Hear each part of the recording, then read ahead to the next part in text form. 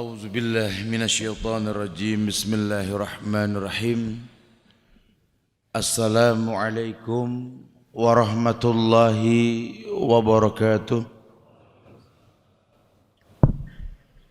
الحمد لله الذي جعل كل شيء في هذه الدنيا خيرا لنا لنعمل صالحا لتناول الجنة من باب حسن الخاتمة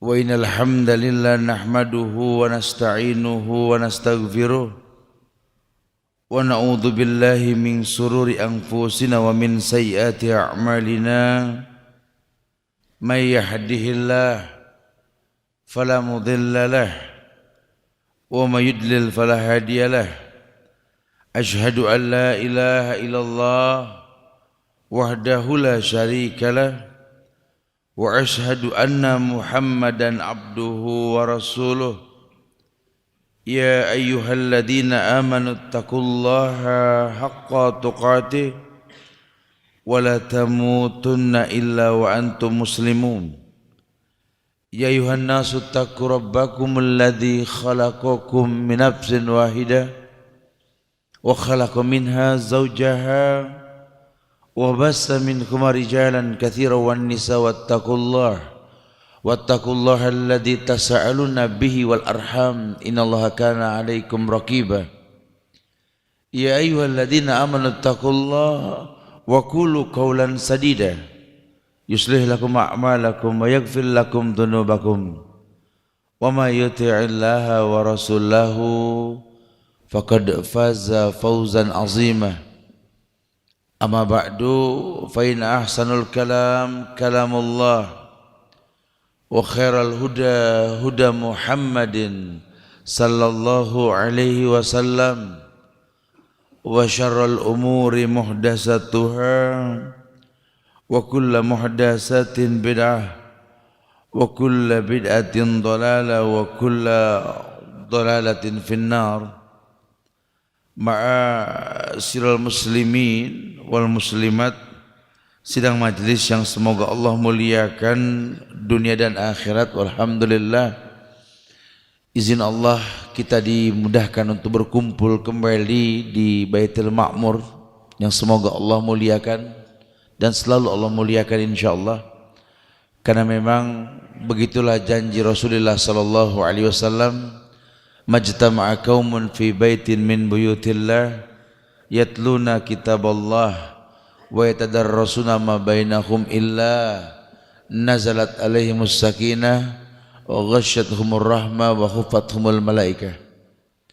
Berkumpulnya manusia di rumah-rumah Allah, masjid yang dimaksud, Quran dibacakan, sunnah dikumandangkan, Allah akan turunkan sakinah, Allah akan turunkan ketenangan buat yang mau menghadirinya, diliputi rahmat dan dijaga oleh para malaikat insyaallah.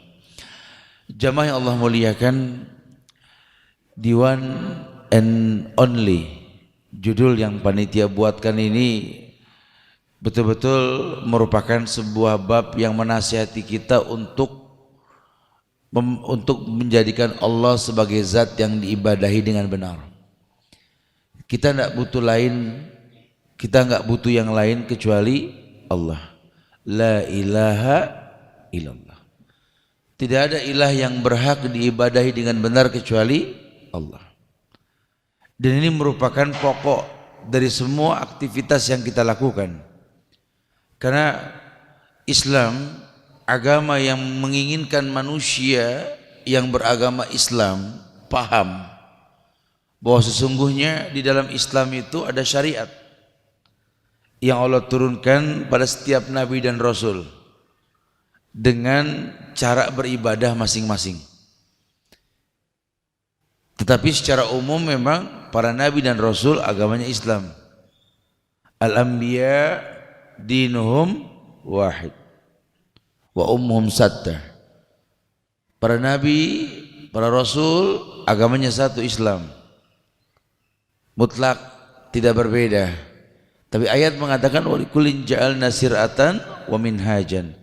Pada setiap rasul, pada setiap nabi ini Allah turunkan syariat Dan Allah turunkan syariat pada Nabi Muhammad sallallahu alaihi wasallam, sehingga tidak boleh kita beragama kecuali mencontoh Rasulullah sallallahu alaihi wasallam. Dan yang beliau ajarkan dalam Islam ini adalah mentauhidkan Allah. Seluruh manusia akan mengatakan Allahus Samad, Allah tempat bergantung. Siapapun akan berkata seperti itu. Tetapi ayatnya mengedepankan tauhid. Sebelum kita mengatakan Allahus Samad, perintahnya kul huwallahu ahad. Esakan Allah baru kau minta. Pun nanti kita akan melihat banyaknya orang yang meminta tanpa mengesahkan. Wallahu musta'an. Kalau dia tidak mau pahami dengan betul, yang terjadi akan komplain dengan syariat. Seakan-akan agama tidak seperti yang diinginkan. Dia pernah mendengar bahwa yang namanya sholat itu bisa membuat si pelakunya tercegah dari perbuatan keji dan mungkar. Dia pun tahu. Tapi setelah dia laksanakan sholat, tetap saja kekejian kemungkaran dia lakukan. Ini kan akhirnya bisa menjadi sebuah fenomena baru, bahwa ternyata tidak selamanya orang yang sholat itu tidak berbuat keji dan mungkar. Apalagi di negeri yang mayoritas muslim. Buat orang yang mungkin enggak mendalam masalah agama akan mencibir nanti, yang sholat saja korupsi, yang sholat saja menghalalkan yang diharamkan. Lihat aja tuh yang sholat malah menghalalkan bom bunuh diri. Lihat aja tuh yang sholat mencaci maki, menghujat pemerintah dari pinggir jalan, mengatasnamakan jihad. Padahal Rasul tegas dalam Sahih Bukhari mengatakan, syibabul muslim fusuk wa qitaluhu kufrun. Mencaci maki orang Islam dari pinggir jalan fasik, membunuhnya kafir. Mana bekas ibadahnya? Ini ulama enggak membiarkan. Setelah terkritisi ternyata sebabnya satu, bahwa mereka beribadah tanpa iman. Sementara di Islam kita diperintahkan untuk paham bahwa agama yang mulia ini adalah agama yang Allah inginkan manusia berada di atasnya, seperti apa yang Allah perintahkan, Nabi contohkan. Karena tidak ada konsekuensi dalam Islam kecuali wa ma kana lil mu'minin wala mu'minatin idza qadallahu wa rasulahu amran ayakuna lahumul khiyaratu min amrihim. Tidak ada pilihan lain buat orang yang beriman, baik laki maupun perempuan. Kalau Allah dan Rasulnya telah tetapkan hukum, kecuali mengatakan sami'na wa ata'na. Dan syariat adalah seperti itu. Makanya ulama menyusun beberapa kitab mengiring orang untuk tahu bahwa ternyata memang bukan cuma mengatakan Allah saja sebagai Rabb yang diibadahi dengan benar, tetapi dikedepankan nafi, penghapusan ilah, penetapan hanya Allah, la ilaha illallah. Adanya an-nafi, adanya at-tasbit. La ilaha di sini dihapus, ilah yang kau ibadahi hapus. Illallah tetapkan hanya Allah. Ini tauhid. Setelah kau tahu bahwa ternyata memang ibadah itu dikedepankan menghapus Tuhan yang banyak, menetapkan hanya Allah, ternyata memang inilah janji indah Allah. Kalau sampai tak kau lakukan, wa ma lizzalimina min ansar. Tidak akan pernah ada penolong buat orang yang berbuat syirik. Karena menduakan Allah menjadi penyebab datangnya keburukan. Dalam hadis qudsi Allah berfirman, ana aghna syurakai ani syirki. Man amila amal asraka fi ghairi ma taraktu syirkahu. Ana aghna syurakai ani syirki. Aku ini sekutu yang paling benci disekutui, kata Allah. Maka barang siapa yang bersekutu denganku, tapi dia bersekutu dengan yang lain, taraktu wa syirkahu. Allah akan tinggalkan pelaku kesyirikan ini. Allah akan tinggalkan semua amal yang dia lakukan. Karena Allah enggak butuh amal yang ada kesyirikan di dalamnya. Allah enggak butuh sebuah amal yang berkolaborasi dengan perbuatan maksiat. Alasannya simpel. Karena setiap amal yang kau lakukan dengan cara yang betul dan contoh yang betul, amal tersebut akan mendatangkan hidayah buat si pelakunya. Selama memang kita enggak mengkolaborasikan. Walladzina amanu wa lam yalbisu imanahum bizulmin ulaika lahumul amnu wa hum muhtadun. Alladzina amanu, orang yang beriman, walam yalbisu imanahum bizulmin, yang tidak mencampur adukan antara iman dengan kezaliman. Ulaika lahumul amnu wa hum muhtadun. Mereka dipastikan akan mendapatkan al-amnu, ketenangan dalam hidupnya. Wa hum muhtadun, dan mereka orang yang diberikan hidayah. Ini kan jelas sekali, ayat ini menjelaskan bahwa bagaimana orang bisa mendapatkan hidayah kalau jiwanya tidak tenang, dan bagaimana jiwanya bisa tenang kalau masih ada kesyirikan, baik secara pribadi maupun secara umum. Karena tidak mungkin datang keberkahan tanpa cara yang dicontohkan Rasulullah sallallahu alaihi wasallam. Kan kita pengen betul tinggal di negeri yang Allah turunkan keberkahan dari langit dan bumi, dan turunnya ini bukan dengan maksa Allah untuk menurunkan itu, karena Allah sudah kabarkan tentang hukum sebab akibat. Walau anna ahlal qura amanu wattaqau lafatahna alaihim barakatim minas samai wal ard. Kalau seandainya seluruh masyarakat di atas muka bumi, di negeri-negeri di muka bumi ini beriman dan bertakwa kepada Allah, la fatahna alaihim barakatim minas samai wal ard, Allah akan bukakan keberkahan dari langit dan bumi. Masya Allah, janji Allah, Allah jamin, sehingga kita berani mengatakan sebagaimana doa yang diajarkan dalam surat Yusuf ayat 101, anta waliyyi fid dunya wal akhirah tawaffani musliman wa alhiqni bis salihin. Anta waliyyi fid dunya wal akhirah, ya Allah, sesungguhnya hanya Engkau pelindungku di dunia dan akhirat. Ar-Rahman Nir-Rahim. Ar-Rahman dunia akhirat, kasih sayang Allah di dunia dan akhirat. Ar-Rahim ya cuma di akhirat. Ibnu Katsir mengatakan Ar-Rahim di sini isim mustaq, kalimat yang diambil dari kalimat Ar-Rahman, kasih sayang Allah yang cuma di akhirat, baik itu dikatakan surga maupun berbentuk syafaat nantinya. Wallahu a'lam. Ini janji, dan kita yakin kalau Allah sudah berjanji tidak mungkin berdusta. Wa'dallah haq, janji Allah itu pasti. Kita perlu menanamkan di hati kita ini hal seperti ini, di one and only lah, cuma Allah. Pun syariatnya sama. Ketika ulama menyusun adanya usulus salasah, 3 landasan pokok di dalam beragama, ini bukan hal yang main-main, karena bahasanya landasan. Setiap orang yang beragama Islam perlu paham 3 hal ini. Yang pertama, dia harus betul-betul paham tentang Allah yang dia ibadahi. Yang kedua, dia harus mengenal Nabi Muhammad SAW yang dia ikuti. Dan yang ketiga, dia harus tahu Islam agama yang dia memang berada di atasnya.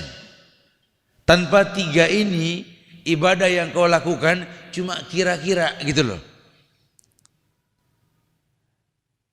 Ya ada sih Ustaz, orang yang kayaknya serius loh.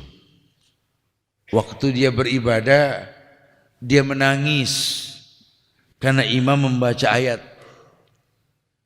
Saya yakin kalau bahasa antum tadi bilang tentang 3 landasan pokok dikedepankan dalam beragama, saya yakinlah dia itu tidak paham Ustaz.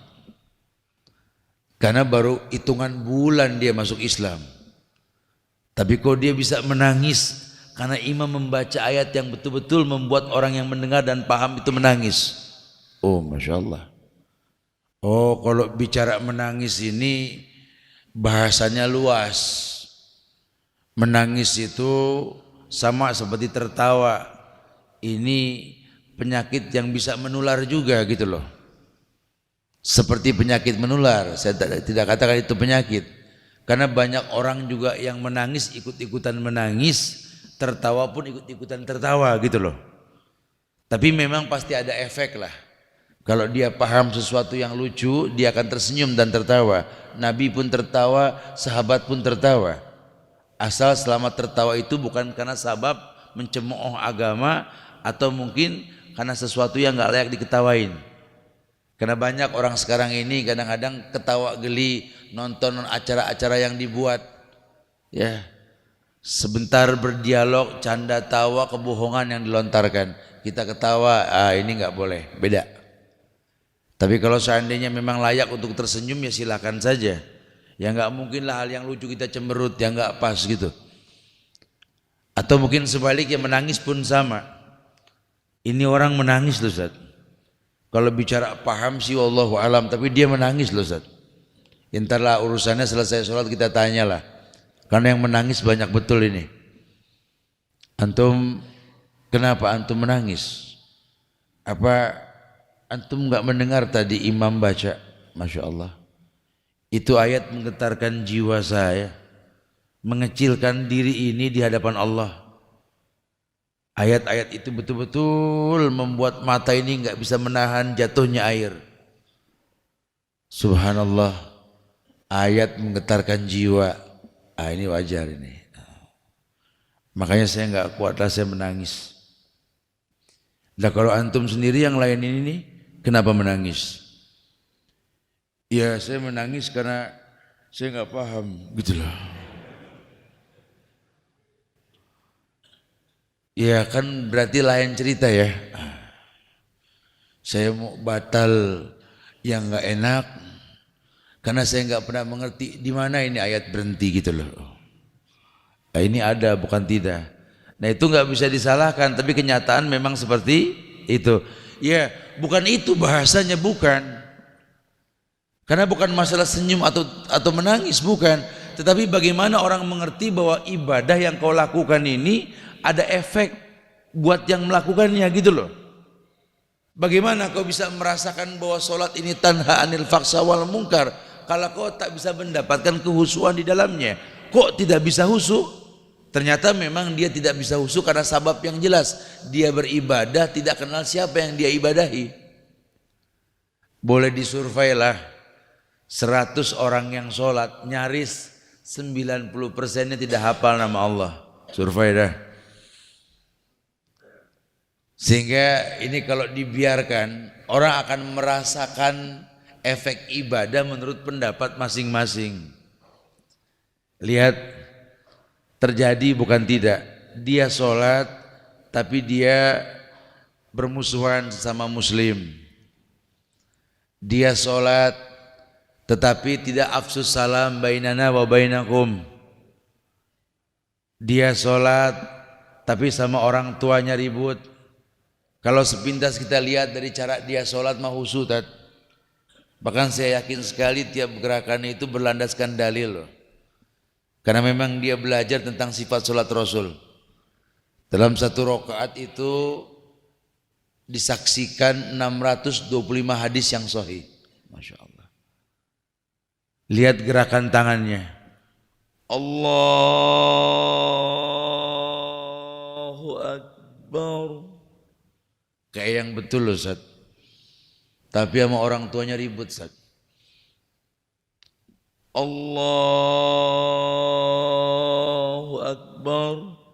Sama mertua enggak tegor-tegoran loh Ustaz. Allahu Akbar. Sama tetangga enggak kenal Ustaz. Allahu Akbar. Menghindari bayar hutang Ustaz. Peluru andalannya Afwan akhi. Oh Masya Allah. Sholat loh. Ini kan nggak bisa dibiarkan. Seakan-akan betul yang dia lakukan. Padahal harusnya tidak seperti itu. Ini kalau sudah begini sudah kewajiban diri masing-masing. Karena sifat agama ini kan ku anfusakum wa ahlikum nara. Kita nggak disibukkan dengan agama orang lain. Tuba liman sagol aibuan uyubin nas. Bahkan beruntung orang yang sibuk dengan aib dirinya sendiri ketimbang aib orang lain. Maka kalau dia berilmu dia akan cari sababnya ini. Jadi salah satu sababnya ya ternyata memang dia tidak mentauhidkan Allah dengan benar. Dan dia tidak beragama Islam dengan benar. Dan dia tidak bernabikan Muhammad dengan cara yang benar. Ada konsekuensi yang perlu diperhatikan. Kalau kau berkata Allahu Rabbi, kau mengatakan Allahu Samad, tolong kedepankan tauhid yang benar. Makanya ulama mengatakan bahwa la ilaha illallah memiliki rukun dan syarat. Rukunnya adalah an-nafi wal isbat tadi. Yuk mulai hapus Tuhan, hapus yang diibadahi selain Allah. La ilaha illallah, tetapkan hanya Allah. Ini bahasa simpel nih. Ya, karena nanti banyak juga orang yang nggak bisa mempraktekkan. Jadi dia yakin bahwa Tuhan yang dia ibadahi dengan benar adalah Allah, tetapi dia masih menerima Tuhan-Tuhan lain yang dia ibadahi selain Allah. Ini sudah batil. Sengaja tidak disengaja pasti merusak ibadah yang dia lakukan. Syaratnya pun sama, dia butuh ilmu lah. Karena nanti banyak juga orang yang mengangkat Allah sebagai zat yang diibadahi, tapi dia nggak pernah berilmu tentang Allah. Padahal Allah perintahkan fa'lam annahu la ilaha illallah. Ada perintah berilmulah kamu tentang la ilaha illallah. Ini tiap orang diperintahkan bahasanya fa'lam. Bukan fa'lamu, tapi fa'lam. Setiap orang ini disuruh berilmu tentang la ilaha illallah. Kalau kamu sudah berilmu tentang zat yang kau ibadahi dengan benar, dan kau sudah paham bahwa la ilaha illallah itu la ma'buda bihaqqin illallah, tidak ada yang berhak diibadahi dengan benar kecuali Allah, kesananya gampang udah. Allah jamin ini manusia ini layak untuk ditolong, layak untuk dibantu. Apalagi kalau sampai level dia menghiasi yang wajib dengan yang sunnah. Ini janji Allah jelas. Hatta uhibbahu, kata Allah, sampai aku bisa jatuh cinta sama orang yang seperti ini. Dia menghiasi yang wajib dengan yang sunnah karena dia tahu bahwa kewajiban ini mendatangkan kebaikan. Kalau dia sudah berilmu, otomatis dia akan menjadi orang yang yakin dengan sendirinya. Karena enggak setiap orang bisa yakin pada ibadah yang dia lakukan kalau dia enggak berilmu. Bagaimana mendatangkan keyakinan? Berilmulah. Pun keyakinan datang dengan tahapan. Yang pertama mungkin bicaranya ini ilmu yakin karena dia berilmu di awal. Kemudian ainul yakin, dia yakin karena melihat. Ya tentu karena berilmu dulu dia melihat timbul keyakinan. Kalau terkolaborasi antara ilmu dan ilmu yakin dan ainul yakin, maka dia akan hakul yakin dengan sendirinya. Keyakinan yang mantap. Dan Islam ini agama yang memang butuh pelatihan. Kayak anak yang umur 7 tahun suruh latih sholat dah. Kalau sudah bisa dilarang, diperintah, diajak dialog 7 tahun lah. Ajarkan anak ini adab. Adibu auladakum fis sab'in. Ajarkan anakmu ini adab dalam hidup, dalam ibadah ketika usia 7 tahun. Monggo bawa ke masjid, ajarin sholat. Kita bicara tarbiyah. Kalau sampai ini anak biasa sholat 3 tahun ke depan, Di usia 10 tahun dia tidak sholat, boleh pukul. Ini terjemahannya pun bukan pukul seperti yang kita anggap pukul begitu saja. Karena secara umum anak 10 tahun itu belum balik. Belum balik. Pun dia tidak sholat, tidak dosa karena belum balik. Apa terjemahannya? Kok sampai boleh dipukul, Ustaz? Ini lebih kepada bahasa jaminan. Kalau dia sudah terbiasa selama 3 tahun sholat, di usia 10 tahun tidak mungkin dia tinggalkan sholat. Begitu bahasanya. Jadi jangan sampai kita terjemahkan sendiri. Ada orang nyerut tongkat, sampai licin betul tuh tongkat. Ada yang diamplas. Wih, pada mau ngapain? Pada bikin tongkat. Namset. Buat apa? Anak minggu depan 10 tahun. Oh gitu. Bukan begitu bahasanya ya. Bukan, karena memang bukan seperti itu. Ya, jangan diterjemahkan seperti itu, tidak. Agama ini tidak ada paksaan, agama ini nggak menyakiti gitu loh. Apalagi kalau sampai menyakitinya itu fisik. Lebih-lebih merusak bagian wajah. Makanya aneh kalau nanti ada orang mengatasnamakan agama merusak fisik orang ya, sampai menghancurkan fisik orang. Lawang Rasul pernah melihat seekor keledai ada tanda di bagian mukanya, kena besi panas, mungkin karena memang biasa dulu kalau kuda keledai itu kan diberikan tanda pakai besi panas. Rasul bertanya, "Ma yaf'alu hadza?" Siapa yang berbuat ini? Tidak ada yang berani ngomong, sahabat. "Ma yaf'alu hadza wa ma yaf'alu hadza," kata Rasulullah. Siapa yang melakukan ini, siapa? La'anallahu ma yaf'alu hadza. Allah melaknat orang yang melakukan ini. Bahkan keledai pun, keledai yang diberikan tanda di bagian wajahnya disakiti untuk sesuatu yang baik, Allah melaknat si pelakunya, apalagi manusia. Makanya aneh sekali kalau nanti sampai-sampai kita melihat ada orang mengatasnamakan Islam, merusak, menyakiti, menzolimi, bahkan sampai tahapan membunuh. Aneh. Oh, kami sih tidak membunuh, Ustaz, cuma mengabarkan. Orasi Anda membunuh dia. Ingat, dalam Islam ini sesuatu yang haram, semua jalannya juga haram. Anda tidak membunuh, cuma tingkah laku Anda menjadi penyebab orang lain membunuh. Itu terjadi. Anda tidak pernah melarang orang sholat di masjid. Iya, siapa sih yang menyaksikan Anda melarang? Tidak ada. Lawang masjid terbuka kok. Pintu gerbang nggak digembok, siapapun bisa masuk. Tapi kenapa kok masjid tersebut kosong? Seakan-akan nggak ada orang yang sholat, sementara orang Islamnya banyak. Ya tanya aja sama orang yang nggak sholat di masjid, tanya. Antum kenapa nggak sholat di masjid? Ya malas aja. Loh kok malas? Munafik, hati-hati. Idza qamu ila sholati qamu kusala. Maaf. Kalau bicara munafik saya juga paham, Pak, bukan tidak. Tapi saya nggak mau sholat karena ada dia. No. Ternyata ada penyebab orang nggak suka sholat.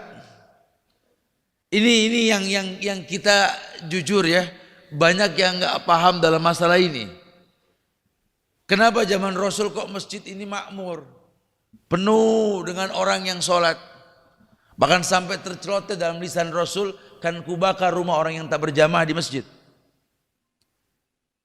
Ini pun nggak bisa dipraktekin langsung. Habis sholat subuh, buru-buru turun bawa jerigen. Apaan tuh? Bensin. Buat Anda mau bakar rumah yang nggak sholat.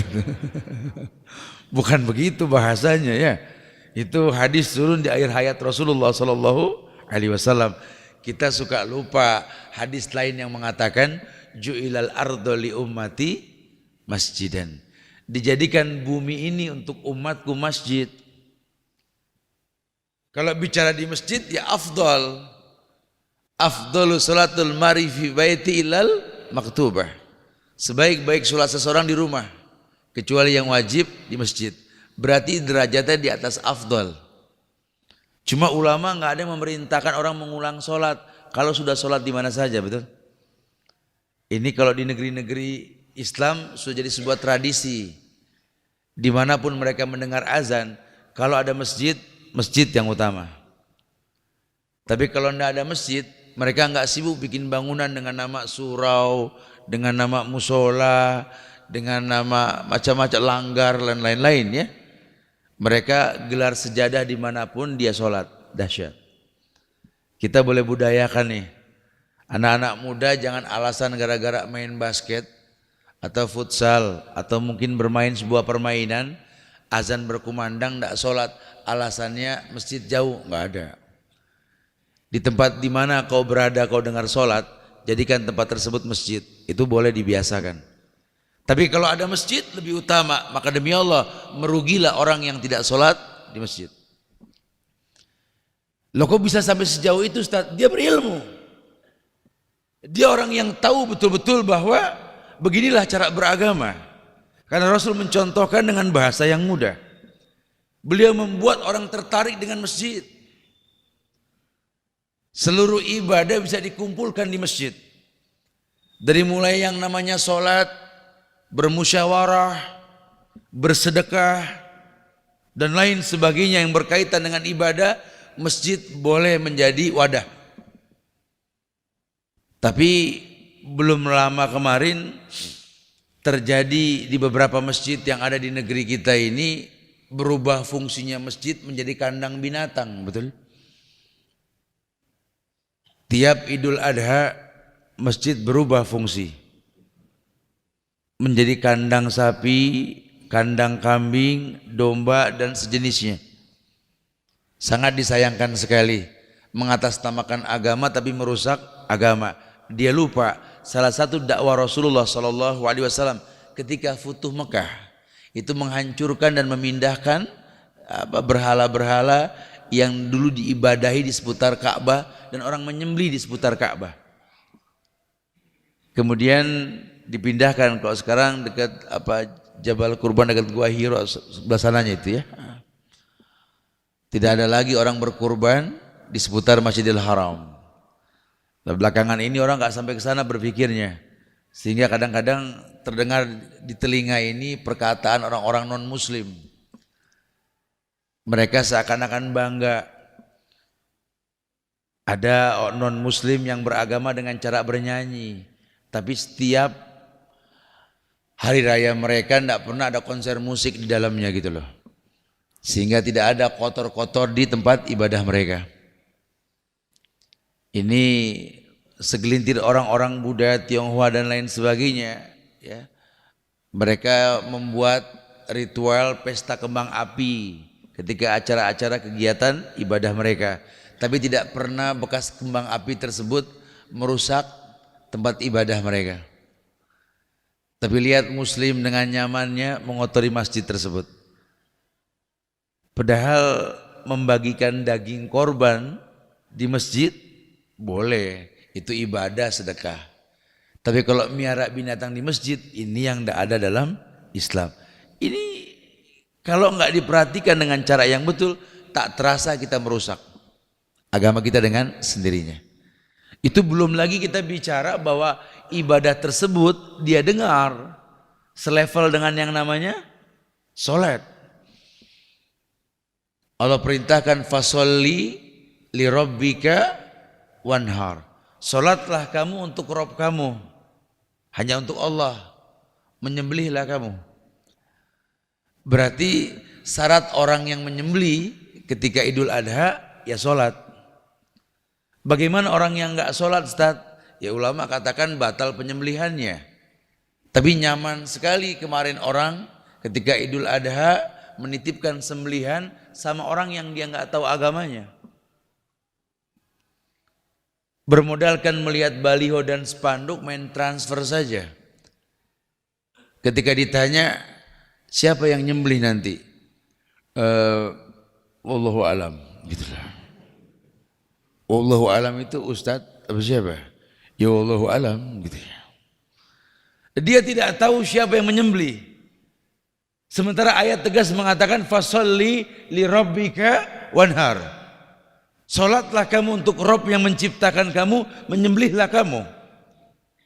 Ada perintah.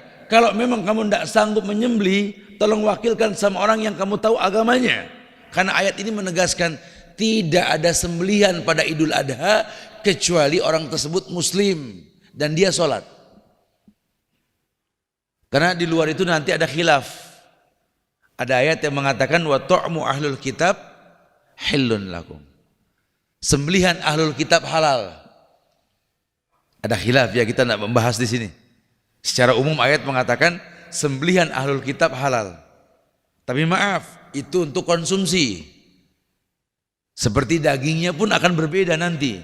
Daging konsumsi dengan daging korban lebih banyak perbedaannya.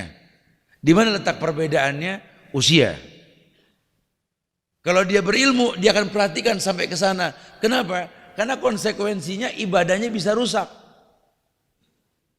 Maka dia berusaha berilmu tentang hal ini. Dan dia berusaha untuk memperhatikan sampai seperti itu. Bagaimana dia bisa tahu bahwa ini adalah sebuah kebenaran? Ketika dia mengetahui apa yang dia lakukan adalah merujuk kepada Rasulullah Sallallahu Alaihi Wasallam. Maka dia hanya menjadikan Nabi Muhammad sebagai rujukan, tidak butuh yang lain. Hanya Muhammad Sallallahu Alaihi Wasallam. Dia pegang konsekuensinya. Ketika dia bersyahadat wa anna Muhammad Rasulullah, bahwa Nabi Muhammad hamba dan rasulnya, abduhu wa rasuluhu. Dia tahu sekali kalau diperintahkan Muhammad abduhu wa rasuluhu, Nabi Muhammad hamba dan rasulnya. Kita suruh perhatikan, kita punya Nabi ini hamba Allah. Kenapa? Karena memang dia manusia. Sebagaimana dikatakan ana basarum mislukum yuha. Aku manusia biasa, cuma aku dapat wahyu. Berarti kalau Nabi Muhammad manusia biasa, gampang kita mencontoh agama melalui beliau. Beliau mengangkat tangan setiap sholat. Lihatlah cara beliau mengangkat tangan. Karena tangan kita sama tangan Rasul mirip. Kalau dibilang sama sih enggak. Lihatlah bagaimana cara Rasul menikah. Lihatlah bagaimana cara Rasul mengajarkan bercerai. Lihatlah bagaimana cara Rasul mengajarkan sholat. Lihatlah bagaimana cara Rasul mengajarkan umroh dan haji. Karena dia manusia. Lihatlah bagaimana Nabi mengenakan sepatu sandal. Idan ta'ala ahadukum falyabda bil yamin. Wa idan nada'a falyabda bis shimal. Wal takunil yumna awwaluhuma wa akhiruhuma tunzau. Sampai seperti itu. Nabi kalau pakai sepatu sandal pakai yang kanan dulu, copot pakai yang kiri dulu. Lihat cara Rasul. Mengedepankan yang kanan, mengakhirkan yang kiri merupakan sebuah kemuliaan. Pahala sendal saja kalau nyontor Rasul pahala gitu. Dahsyat ya. Tapi ya jangan jadi alasan-alasan yang dibuat-buat. Mentang-mentang pakai kaki kanan itu pahala, nyopot kiri itu adalah pahala. Antum dengan santainya pakai copot. Lagi ngapain antum? Nyari pahala. Tidak ada seperti tidak. Yuk ta'atuhu fima amar. Belajar mengerti bahwa the one and only kalau buat Rasul, ta'atuhu fima amar. Kita taat ke Rasul. Taat apa yang beliau perintahkan. Ijtinabu biman naha alaih, menjauhkan semua yang beliau larang. Karena beliau mengatakan ma nahaitukum an syai'in fajtanibuhu wa ma amartukum bihi fa'tu minhu mastata'tum. Apapun yang kuperintah, apapun yang kularang sudah jauhkan kata Rasul. Apapun yang kuperintahkan lakukan semampu kalian. Lihat bahasa Rasul. Wa ma amartukum bihi fa'tu minhu mastata'tum. Apapun yang kuperintahkan lakukan semampu kalian. Ini agama. Maka orang yang berilmu tahu iya ini larangan. Jangan pakai tawar menawar dah. Oh iya ini perintah, lakukan semampu kalian. Sehingga nanti kalau memang ada orang yang mau menerabas larangan, antum jangan takut, buru-buru amar ma'ruf nahil mungkar loh. Darul mafasid muqaddam ala jalbil masoleh. Belajar mencegah sesuatu yang buruk untuk terjadi lebih dikedepankan ketimbang melakukan kebaikan. Jangan. Udah jangan coba, perbodan udah, gitu loh. Tapi kalau bicara perintah, mastata'tum, coba jangan menjadi hakim buat agama orang lain.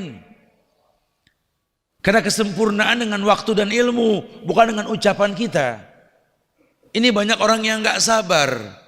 Ketika ngelihat orang sedang proses ada perubahan, pengen langsung bisa berubah, ya nggak bisa. Yang ada keributan. Lihatlah cara Rasulullah Sallallahu Alaihi Wasallam menyikapi sahabat-sahabatnya yang bisa masuk Islam langsung. Lihat, orang yang pertama masuk Islam ya istrinya sendiri, Khadijah. Lihatlah bagaimana Abu Bakar masuk Islam. Lihat keluarga Al-Yasir, lihat Bilal dan seterusnya. Sampai yang terakhir, salah satu yang terakhir yang masuk Islam itu adalah Abu Quhafah, ayah dari Abu Bakar As-Siddiq, As-Siddiqul Akbar, kekasih Rasulullah. Ini kan menandakan ada orang yang butuh waktu untuk memahami sebuah kemuliaan, karena hidayah dikembalikan ke Allah. Bahkan Abu Sofyan yang pintar dan jenius pun, yang pernah bersaksi tentang Isra Mi'raj di hadapan Heraklius, ini masuk Islam ini nunggu Futuh Makkah. Setelah Nabi terusir dari Mekah ke Madinah, kemudian 11 tahun di Madinah beliau baru kembali. Abu Sofyan baru masuk Islam. Itu selevel Abu Sofyan itu, ya, yang memang betul-betul paham bahasa Arab. Lah ini apalagi banyak orang yang kadang-kadang nggak paham bahasa Arab gitu loh. Berarti kan memang butuh waktu, butuh pemahaman. Lihat dasar sekali ini cara dakwah Rasulullah Sallallahu Alaihi Wasallam. Makanya dikedepankan konsekuensi dua hal. Yang pertama ini bahwa taat dengan perintah Nabi, menjauhkan larangan beliau. Yang ketiga, tasdiqu fima akhbar. Kalau kamu mengatakan cuma Muhammad yang kamu ikuti, walaqad kana lakum fi Rasulillahi uswatun hasanah. Telah ada suri teladan yang terbaik pada diri beliau, tidak butuh yang lain. Tolong perhatikan. Tasdiquhu fima akhbar. Belajar mempercayai semua yang beliau kabarkan walaupun sifatnya gaib. Di mana mata belum melihat, telinga belum mendengar, hati belum bisa menghayalkan, itu gaib. Karena tidak dikatakan gaib lagi kalau mata melihat, telinga mendengar, hati bisa menghayalkan. Masya Allah. Ini indah. Baru kemudian yang keempat, layak budallah ila bima syara'alih. Tidak beribadah kecuali dengan syariat yang beliau syariatkan. Yuk mulai belajar. Kita akan tahu nanti di one and only ketika kita ittiba ala millati Rasulillah. Dan yang terakhir yakni satu hal yang perlu kita pahami, cuma Islam sebagai rujukan agama yang Allah iakan. Inna dina indallahil Islam. Agama yang paling mulia, agama yang Allah akui cuma Islam. Wa may yabtaghi ghaira islami dina fala yuqbala minhu wa fil akhirati minal khasirin. Maka barang siapa nanti mengambil agama selain daripada Islam, la yuqbala minhu, tidak akan pernah diterima, dan di akhirat dia merugi. Kenapa dia merugi? Waktu di atas dunia ini makin hari makin berkurang, bukan makin bertambah. Kesempatan berbuat baik pun semakin sedikit. Padahal kalau dia mau buka itu Quran, dia mau buka itu hadis-hadis yang sahih, sekarang sudah dibukukan dan sudah gampang sekali kita belajar. Ya Allah, terarah hidup kita ini mau kemana? Quran isinya petunjuk. Quran isinya syifa, penyembuh hati yang duka lara. Di dalamnya ada hukum, ada hikayat tentang para nabi dan rasul, orang-orang soleh yang diuji oleh Allah. Begitulah cara Allah menurunkan Quran. Liyusabbita bihi fuadak, agar jiwamu tenang dengan Quran. Masya Allah. Ini indahnya Islam. Maka orang yang berilmu akan tahu seperti itu. Jamaah yang Allah muliakan, kita pengen cuma Allah yang kita ibadahi, kita pengen cuma Rasul Muhammad bin Abdullah sallallahu alaihi wasallam yang kita ikuti, dan kita pengen cuma Islam agama yang betul-betul kita akui sebagai hal yang dimuliakan oleh Allah. Ya, mudah-mudahan ini bisa menjadi sebuah kemuliaan dan rujukan dalam kehidupan kita, agar kita tahu bahwa sesungguhnya apa yang Allah perintahkan, apa yang Nabi contohkan, apa yang telah dipastikan dalam Islam ini merupakan hal yang satu yang bisa menjadi petunjuk dalam hidup kita. Kita nggak butuh yang lain. Kalau bisa seperti itu, janji Allah, keberkahan akan datang dari langit dan bumi insyaallah. Wallahu musta'an. Ya, mudah-mudahan sepintas yang disampaikan manfaat buat anak pribadi dan antum sekalian. Mungkin kita bisa berdialog atau bertanya jawab, silahkan yang mau ditanyakan. Baik. Akhiru da'wana alhamdulillahirabbil alamin. Fadhal. Ada ayat Al-Qur'an kalau tidak salah Allah membatasi antara hamba dengan kalbunya. Mohon penjelasannya Ustaz. Boleh, adakah tuntunannya umroh berkali-kali ketika kita dalam berhaji? Apakah gitu? Apakah kita tahu apa yang kita dapati itu suatu ujian, persekot atau hukuman dari Allah? Aiyah, ini salah satu hak Allah, di mana memang ada ayat yang artinya Allah membatasi antara hamba dengan hatinya. Maksudnya bahwa Allah lah yang membolak-balikan hati manusia. Inna quluba bani Adam baina isbi'aini min asabi'ir rahman. Bahwa hati anak Adam ini di antara dua jari Ar-Rahman. Ar-Rahman itu Allah yang dimaksud, dan Allah bolak-balikan sekehendak Allah. Kita suruh berdoa tiap hari, ya muqallibal qulub, sabbit qalbi ala dinik wa ta'atik. Kelihatannya hidayah pasti datang, tapi kalau Allah cegah, hatinya bisa menolak hidayah. Itu pembatasan Allah seperti itu. Sepertinya nggak mungkinlah dia berbuat salah, tapi lihat ternyata dia berbuat salah karena memang Allah tidak jaga hatinya, itu yang dimaksud. Iya, kalau bicara umroh yang diulang-ulang, ya, baik dalam umroh biasa maupun haji, biasanya sering dilakukan dari Tanaim atau sekarang ada di Jirona. Nah, ini bagaimana Ustaz hukumnya? Sebenarnya kalau ini sudah bicara furu'iyah, kita bicara cabang agama. Nabi sudah katakan dengan tegas, khudhu anni manasikakum. Ambillah cara umroh haji kalian dariku. Tidak ada satu hadis pun yang sahih yang mengajarkan dan mencontohkan orang boleh mengulang-ulang umroh, kecuali hadis dari Aisyah radhiyallahu anha yang beliau memang pernah berhaji bersama Rasul dan dalam keadaan haid. Kemudian beliau menangis dan Rasul bertanya, kemudian Aisyah mengatakan bahwa orang-orang diberikan dua keuntungan, kalau saya cuma satu, karena beliau dalam keadaan tidak umroh ketika haid. Maka Rasul perintahkan Aisyah untuk mengambil mikot di Tanaim. Diantarin oleh saudara lakinya yang bernama Abdurrahman bin Abu Bakar. Dan seluruh ulama tahu hadis ini, di mana kakaknya ini cuma nganter, dia nggak ikut-ikutan mengambil mikot, betul. Cuma nggak tahu kemarinya kok banyak orang yang melakukan tidak seperti yang dicontohkan. Ini sudah butuh ilmiah nih, butuh belajar. Ya, jangan beragama dengan perasaan. Karena kalau beragama pakai perasaan, khawatir terjebak dalam bid'ah.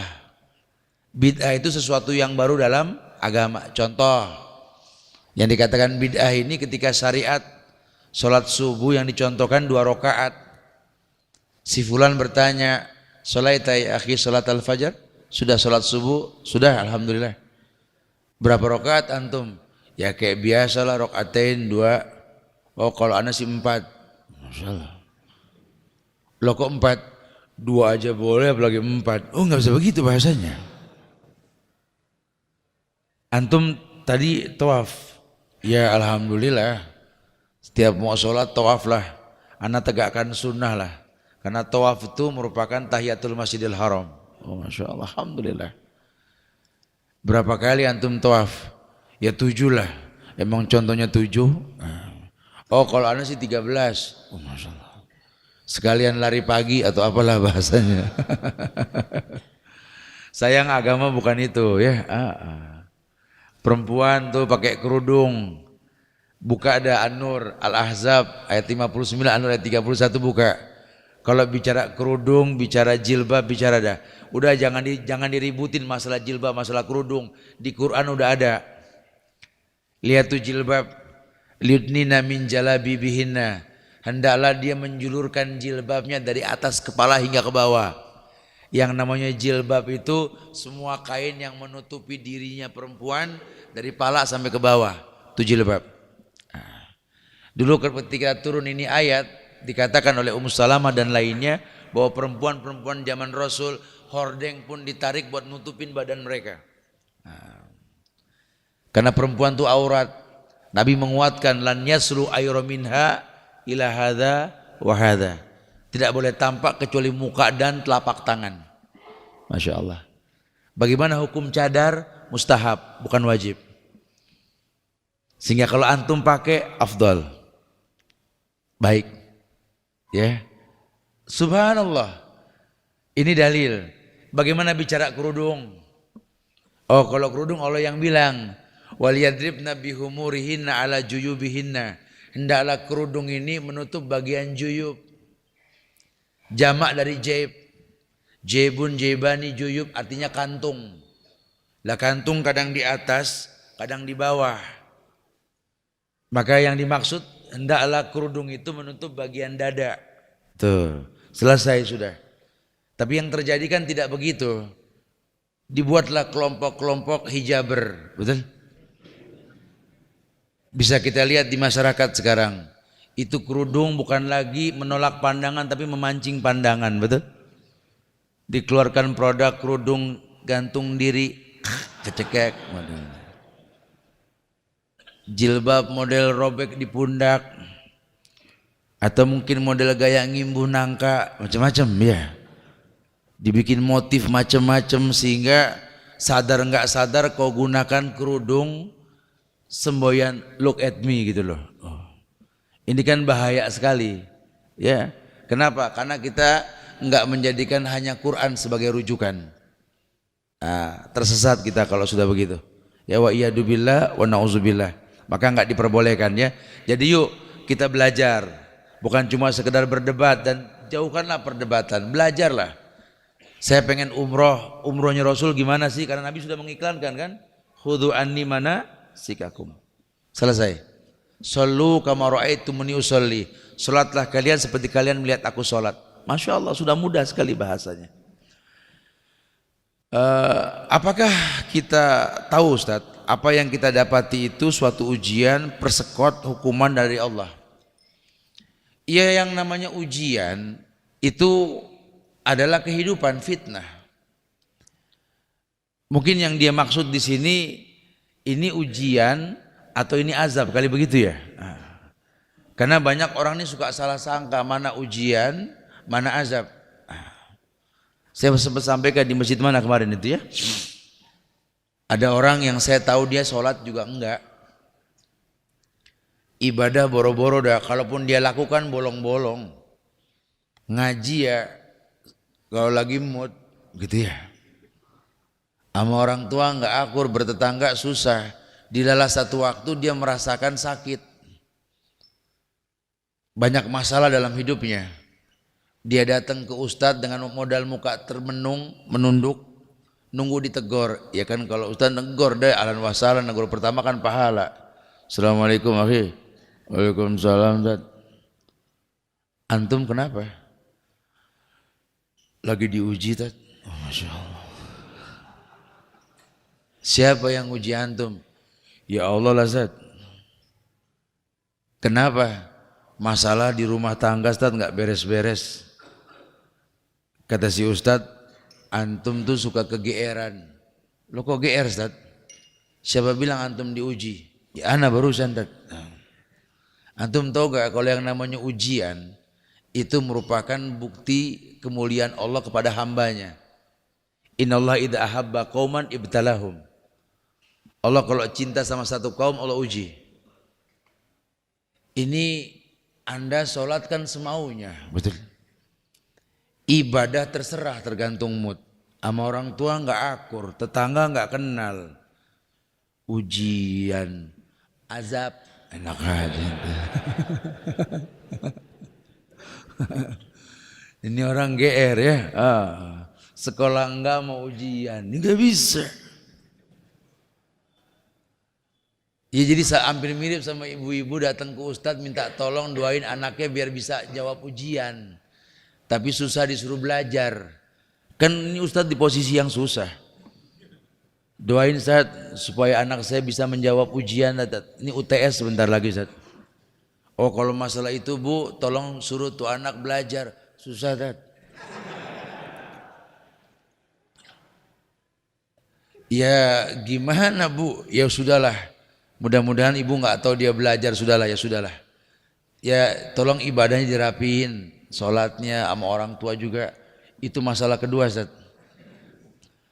Aduh, ini anak Masya Allah Tat, Masya Allah. Udah Tat doain aja Tat, biar dia bisa jawab ujian dah jadi buru-buru selesai sekolahnya. Kata si Ustaz mendingan gini aja Bu, kita jujur sama Allah Bu. Ya Allah, mudahkan ini anak nyontek ya Allah gitu loh. Lah nggak mau belajar ibadah gak durhaka didoain suruh bisa jawab ujian, ini kan aneh. Jadi kayak orang mau jadi gubernur gitu ya, cagup atau caleg-caleg gitu ya, kita tahu sholatnya rusak, ya doakanlah kami bisa mimpin dengan benar. Ya kan susah, nggak bakal bisa. Modal nempel muka ustadz di iklan berharap dia terangkat, ya nggak bisa. Ini lagi-lagi ngetren nih sekarang di Jakarta nih begini nih. Saya kena kasus semalam tuh begitu tuh. Ada calon gubernur mau diangkat dan kita tahu akidahnya seperti apa. Dan dia mengajukan diri, di bawahnya di muka Ustaz Subhan. Oh Masya Allah, ini kan fitnah. Wallahi tidak pernah saya mengetahui itu. Jadi nanti kalau ada rumor seperti itu, ini fitnah. Tapi ya inilah tanda-tanda kehidupan. Karena kalau Allah nggak fitnah kita, ya nggak ada kehidupan, ya. Dan kita nggak boleh takut dengan ujian. Jadi jangan pernah kalau ketemu Ustadz nanya, Ustadz, ada gak sih Ustadz doa untuk supaya kita nggak diuji lagi Ustadz sama Allah? Oh Masya Allah. Si Ustadz berbisik, minta maaf sama orang. Berarti ente mau mati sebentar lagi gitu. Wa ma li jurhim bimaitin ilam. Karena cuma mayit yang Allah tidak uji lagi, betul? Lah Anda masih hidup ya masih diuji. Kemiskinan yang pernah kau rasa itu ujian. Sekarang kau tidak miskin lagi, kau jadi orang kaya, itu pun ujian. Jadi jangan dibilang kalau Anda sudah tidak miskin, Anda bilang Anda nggak diuji, salah. Waduh Ustaz, waktu zaman dulu Anda masih susah tuh, Anda diuji sama Allah Ustaz. Alhamdulillah sekarang udah enggak. Innalillah. Ya begitu ya, Allahu a'lam. Assalamualaikum. Satu ini boleh? Orang yang suuzon kepada Allah apakah termasuk orang fasik munafik? Wah, jelas fasik dan memiliki sifat munafik. Allah sudah katakan, wa dzalikum zannukumul ladzi zanantum bi rabbikum ardakum fasbahtum minal khasirin. Itulah prasangka buruk yang kau sangkakan kepada Allah.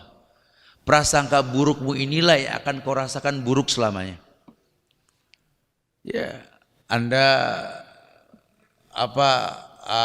bangun kesiangan, panik. Ya Allah, siangan. Aduh, telat betulan telat. Karena prasangka. Hujan turun subuh pagi-pagi. Ya Allah, mati dah hujan. Mati loh betul-betul loh. Itu nggak boleh itu ya. Lawang perintahnya Allah tuh kalau lihat hujan turun, Allahumma shayban nafi'an kok. Hujan bawa berkah insyaallah. Li tahhirakum bi. Hujan mensucikan kalian. Tidak ada yang membahayakan pada setiap takdir yang telah Allah takdirkan. Wallahu a'lam. Fadhal. Assalamualaikum warahmatullahi wabarakatuh. Waalaikumsalam warahmatullahi wabarakatuh. Terima kasih Ustadz atas ilmu yang sudah diberikan. Yang ingin saya tanyakan bahwa di dalam hadis Bukhari disebutkan bahwa tidaklah beriman dari kalian sebelum kalian mencintai aku, Rasulullah Muhammad SAW, melebihi cintamu terhadap kedua orang tuamu, saudara-saudaramu, bahkan seluruh manusia. Ayo. Sementara bagi saya sendiri Ustadz, begitu banyak syariat Rasulullah yang diajarkan yang belum mampu saya lakukan. Tapi di dalam dada ini sudah ada kelapangan, artinya menerima syariat itu. Namun dalam pelaksananya ternyata ada beberapa yang tidak saya ketahui, bahkan ada beberapa yang sudah saya tahu tapi belum bisa melaksanakan. Itu apakah saya termasuk tidak beriman atau bagaimana Ustaz? Barakallahu fiik. Akhi fillah. Taib. Fattaqullaha mastata'tum. Allah yang perintahkan bertakwalah semampunya. Sehingga memang kalau dibicarakan kesempurnaan itu tidak ada dalam diri manusia. Kesempurnaan hanya milik Allah. Kita beruntung berada di atas agama yang benar, Pak. Di mana agama yang benar ini, Islam, menjanjikan surga, Pak. Dikatakan bahwa man khaufa adlaj wa man adlaj balagha manzil. Ala innasil atallahi ghaliya wa innasil atallahi al jannah. Barang siapa yang enggan berjalan tidak mungkin sampai tujuan. Siapapun yang berjalan akan sampai tujuan. Ketahuilah bahwa barang dagangan Allah itu mahal dan barang dagangan Allah itu adalah surga. Jadi nggak bisa kita masuk ke surga tanpa ada usaha untuk masuk ke surga. Namun usaha ini tidak langsung maksimal. Dicontohkan tadi sepintas bahwa anak kecil dibiasakan sholat. Karena terbiasa dia akan merasakan betapa sholat seperti yang dijanjikan, tanha anil faksa wal munkar. Bahkan sampai Nabi pernah bicara sama sahabat yang waktu itu masih kecil, Mu'az bin Jabal kalau nggak salah ya.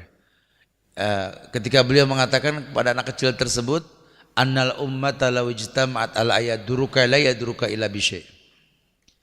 Wahai anak kecil, kalau seandainya seluruh manusia berkumpul ingin membuat sesuatu yang bahaya buat kamu, tidak ada yang berbahaya kecuali izin Allah. Ini kan dari kecil sudah ditanamkan ini. Padahal kalau bicara efek ke anak kecil ya nggak seperti ke orang yang dewasa yang paham dalil gitu loh. Cuma paling nggak dibiasakan.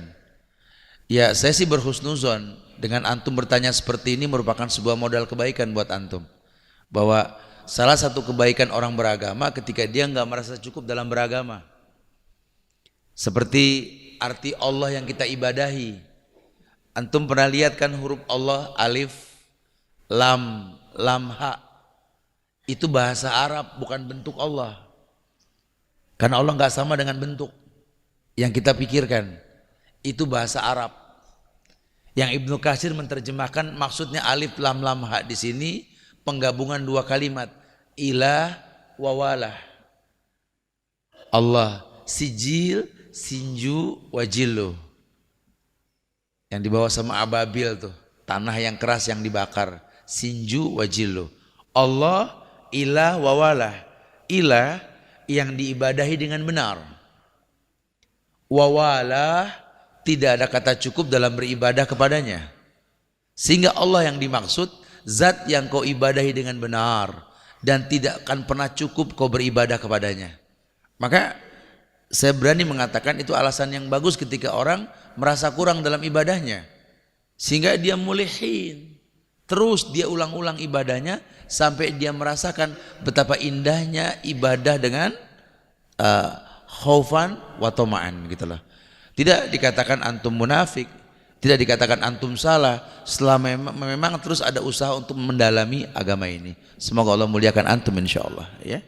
Ini nanti antum bisa lebih dalamin lagi di buku ini nanti ada insyaallah ya. Lakum hadah ya akhi. Tafadhal. Bismillahirrahmanirrahim. Assalamualaikum warahmatullahi wabarakatuh. Waalaikumsalam warahmatullahi wabarakatuh. Terima kasih atas waktunya saya diberi kesempatan Pak Ustaz. Bila mana sini saya akan tanyakan mengenai kita di dalam Islam ini kita banyak sekali berbicara tentang kemuliaan Pak Ustadz. Iya. Nah, tapi untuk mencapai kemuliaan yang dinamakan bagaimana Islam ini adalah agama rahmatan lil alamin Pak Ustadz. Iya. Nah, tapi di dalam pelaksanaan untuk mencapai rahmatan lil alamin ini yang masih dalam arti masih kacau balau untuk mencapai rahmatan lil alamin ini. Ketika bila mana dikatakan tidaklah beriman seseorang ketika dia tidak bisa memuliakan tetangganya.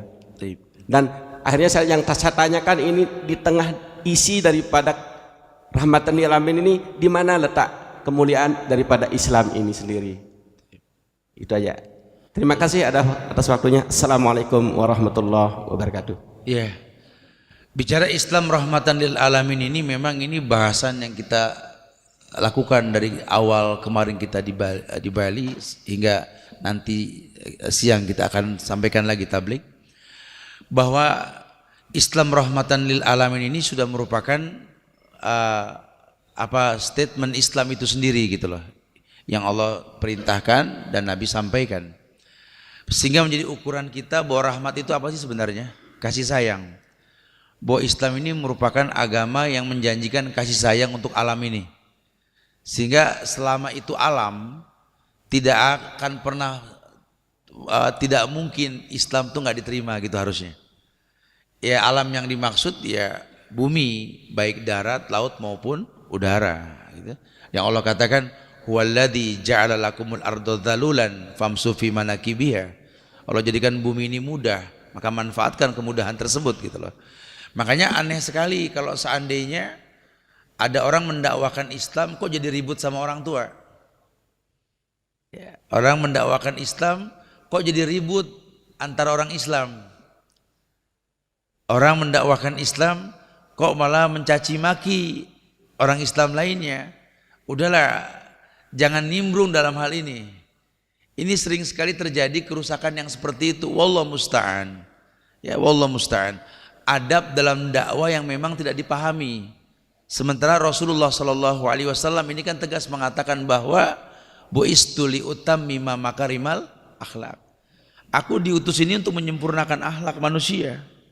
Lihatlah bahasa beliau yang mudah. Ketika beliau bersabda kepada para sahabat yang saat itu banyak banget orang-orang hebat, Abu Bakar, Umar, Utsman, Ali. Beliau katakan khiyarukum lin nisaikum. Khiyarukum li ahlikum wa ana khiyarun li ahli, kata Rasul. Sebaik-baik kalian wahai sahabat-sahabatku, ini sahabat yang udah gak diragukan hafalan Qur'annya lah. Sebaik-baik kalian adalah yang paling baik dengan wanita-wanita kalian. Wanita yang dimaksud ya ibumu, istrimu, adik kakak perempuanmu, anak perempuanmu. Pak, ukuran baik agama kita bisa memberikan dispensasi khusus buat orang perempuan di rumah kita. Cuma berapa banyak orang yang mendalami agama menjadi orang yang menakutkan di rumahnya. Tersenyum lebar bibirnya tertawa dengan teman-teman yang bertemu di masjid. Ahlan, ya Allah, apa kabar antum? Masya Allah. Sampai di rumah, kopi-kopi. Dah.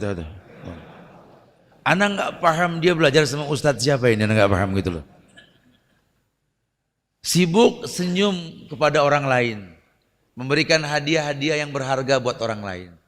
Buat orang tua sendiri tidak seperti yang dia berikan ke orang lain. Lihat. Coba lihat, ini terjadi bukan tidak. Sebaik-baik kalian yang paling baik untuk keluarga kalian, dan aku orang yang paling baik untuk keluarga aku, kata Rasulullah. Ukurannya itu aja dulu deh. Sehingga ku anfusakum wa ahlikum narnya ke sana larinya. Agama yang kau pahami, agama yang kau berada di atasnya, itu manfaat yang pertama untuk dirimu dan keluargamu. Itu aja dulu. Lalu kalau kamu saja nggak merasakan nikmatnya agama, bagaimana kau sampaikan agama ini ke orang lain? Ya nggak bisa. Ingatlah perkataan para sahabat yang mengatakan dulu Yahudi Nasrani, kami pada zaman Rasul dulu Yahudi Nasrani melihat kami para sahabat bisa masuk Islam. Baru ngelihat, belum ngobrol loh. Kenapa? Ya kalau antum mau lebih mendalam lagi, antum akan lihat begini. Lihat agama di tangan ulama, lihat.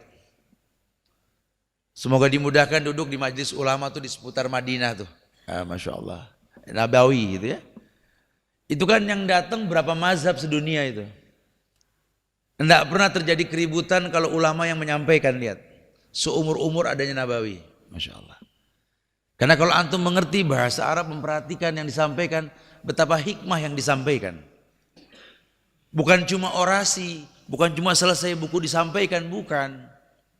Agama itu memang nyaman, mata, gerakan, ucapan, itu sesuai. Menjadi sebuah fenomena yang enak dipandang. Agama indah. Orang Islam itu wangi, orang Islam itu harum, orang Islam itu indah dipandang. Pernah mendengar nama Mus'ab bin Umair? Pernah mendengar? Mus'ab bin Umair. Ronaldo pernah dengar? Pemain bola apal kita, sahabat Nabi kita nggak kenal, jangan ini. Mus'ab bin Umair ini sahabat yang Rasul perintahkan untuk berdakwah di Madinah sebelum Nabi hijrah ke Madinah. Ini orang ganteng, orang kaya ini. Betul-betul good looking lah kalau orang sekarang bilang. Kenapa? Karena kelebihan Mus'ab bin Umair ini jarak sekian ratus meter itu tercium aroma tubuhnya yang wangi. Masya Allah. Jadi kalau orang mencium, Atana Mus'ab, Mus'ab datang. Gitulah. Subhanallah ya. Ini kita bisa contoh ini. Saya katakan juga kemarin, orang Islam itu kalau tahu hukum tentang masalah sikat gigi, 10 kali minimal nih sikat gigi. Karena Rasul yang bilang, kalau tidak memberatkan umatku, kuperintahkan dia bersiwak setiap wudu dan sholat. Wudu berapa kali? Minimal 5 kali. Sholat berapa kali? Minimal 5 kali. 10 kali ini urusan sikat gigi doang. Ini kalau semua orang Islam tahu, dokter gigi pegel, nggak ada pasien, betul. Tapi kan yang terjadi kasus kan, banyaknya orang Islam ini yang nggak memperhatikan gigi. Allahu Akbar dari mulut yang bau, betul. Padahal kita tahu sekali bahwa setan suka sama yang bau dan jorok. Anda tuntut anak Anda jujur, sementara Anda nggak ajarkan dia untuk membersihkan mulutnya, bagaimana dia bisa jujur? Salat kita mengucap Allahu Akbar, tahmid, tahlil, semua kita baca dari mulut yang kotor. Ndak usah ya orang lain, diri pun ndak nyaman. Apalagi kalau udah ucap urusan amin, waladhdallin, amin, kita sampai mundur. Lah kitanya sendiri ndak mempraktikkan Islam dengan betul kan? Akhirnya sulit kita merasa nyaman dalam agama, itu yang terjadi. Makanya ya tidak begitu bahasanya. Ya rahmat lil alamin ini betul kalau dipraktekkan semuanya gitu loh. Ketika ada segelintir orang mengatasnamakan Islam, mengembargo produk orang kafir. Berorasi, Allahu Akbar, jangan pakai produk ini, jangan pakai produk itu, Allahu Akbar, ini punya orang kafir, Allahu Akbar. Dengan ijtihad dan teori guru-guru mereka. Tidak boleh minum ini karena ini produk ini, tidak boleh makan ini produk ini. Dia Allahu Akbar, di tangannya handphone, produk siapa gitu loh. Ini terjadi bukan tidak. Ini kan berbahaya sekali sehingga kita nggak punya adab. Kita nggak mengucap salam sama muwahhid, turis-turis yang memang terikat dengan perjanjian sama sebuah negeri Islam atau orang-orang yang memang melindungi dia muwahhid. Nabi mengatakan, man qatala muwahhidan lam yari raihatal jannah. Orang yang membunuh delegasi turis yang terikat dengan perjanjian, maka tidak akan pernah mencium bau surga, kata Rasulullah. Tapi mereka malah menghalalkan, sementara nabinya saja mengajarkan ucapan salam sama orang kafir. Kita jarang tahu kan, kita buat sendiri ucapan salam tersebut. Kalau sama orang Islam kan assalamualaikum warahmatullahi wabarakatuh. Kalau sama orang kafir Nabi ajarkan salamun ala man ittaba'al huda. Itu yang beliau ajarkan, jarang dipublikasikan, jarang dipakai sekarang. Adab etika Rasul. Sehingga banyak orang kafir saat itu masuk Islam. Karena orang kafir nggak bisa didakwahi dengan qala Allah wa qala Rasul. Kalau orang kafir di Arab dulu bisa, karena pakai bahasa Arab. Ana ngomong sama pendeta kemarin, ana sampein tat firman Allah, qala Allah wa qala Rasul. Dia diam 1000 bahasa tat. Oh, Masya Allah. Antum merasa menang? Ya iyalah. Coba anda tanya dulu, paham Pak? Nggak paham tuh. Dari mana anda bisa katakan menang? Justru adab itu bukan begitu. Coba visualisasi. Bisa gak anda berbisnis dengan orang kafir dan pertontonkan kejujuran? Sampai Nabi mengajarkan cara menumpuk buah dan makanan kan? Kalau cara Rasul itu ya, yang bagus di bawah, yang jelek di atas. Itu cara Rasul. Orang sekarang dibalik. Yang bagus di atas, yang jelek di dalam, betul? Ini kan sudah beda. Nabi haramkan riba, kita sengaja makan riba. Apa kata Rasul dalam sebuah riwayat Musnad Imam Ahmad? Idza tabayatum bil inah wa akhadtum ajnabal baqar wa raditum bizar'i wa taraktumul jihad sallallahu alaikum zulan la yanzi'u hatta tarjula dinikum. Keburukan yang kau rasa itu ulah tingkahmu sendiri. Kenapa? Kamu berjual beli dengan yang diharamkan riba. Kamu pegang buntut sapi, kamu ikutin pemimpin yang enggak jelas. Tanpa nasihat, tanpa doa dari kamu. Kamu ridho dengan bercocok tanam. Kamu tinggalkan jihad, ya sudah, sallallahu alaikum zulan. Allah letakkan kesesatan dalam hidupmu yang tidak mungkin kamu menjadi orang yang baik lagi kecuali kembali kepada agamamu. Itu bahasanya. Yuk kembali ke Islam dengan cara banyak belajar, bukan banyak berdebat. Ya, apalagi sampai debat kusir di sosial media. Jangan timbulkan keburukan karena agama ini kemudahan, rahmatan lil alamin. Ad-dinu yusrun, agama itu mudah. Ya, yasiru wala tu'assiru, basiru wala tunafiru. Permudah manusia, jangan dipersulit. Semoga Allah mudahkan kita insyaallah ya. Dan ini manfaat buat antum. Hadiah nanti antum bisa ambil.